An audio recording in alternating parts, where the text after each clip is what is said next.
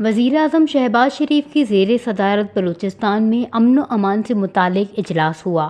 امن و امان کی صورتحال سے متعلق اجلاس کی صدارت کرتے ہوئے وزیر اعظم شہباز شریف نے کہا کہ کلات میں پرسوں انتہائی افسوسناک واقعہ ہوا، جس میں 18 نوجوان نے جام شہادت نوش کی اور 23 خوارج جہنم رسید ہوئے۔ وزیر اعظم نے کہا کہ پاکستان میں دہشت گردی کی جو نئی لہر آئی ہے، اس کے خاتمے کے لیے اپنے خون کا نذرانہ پیش کرنے والے نوجوانوں اور غازیوں کو پوری قوم سلام پیش کرتی ہے اور ان کے ساتھ اظہار یکجہتی کرتی ہے۔ وزیر اعظم کا مزید کہنا تھا کہ زخمیوں کو بہترین علاج معالجہ کی سہولتیں فراہم کی جا رہی ہیں۔ پختہ یقین ہے کہ نوجوانوں کی قربانیاں ضرور رنگ لائیں گی۔ شہباز شریف نے یہ بھی کہا کہ میں نے CMH میں زخمیوں کی عیادت کی، وہ بہت حوصلے میں تھے۔ ہم فتح یاب ہوں گے اور پاکستان سرخ رو ہوگا۔ ہماری صفوں میں اتحاد کی جتنی ضرورت آج ہے، پہلے کبھی نہ تھی۔ ہمیں اپنی تمام توانائیاں یکجا کر کے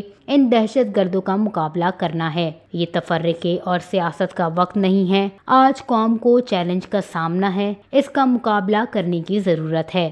وش نیوز، کوئٹہ، بلوچستان۔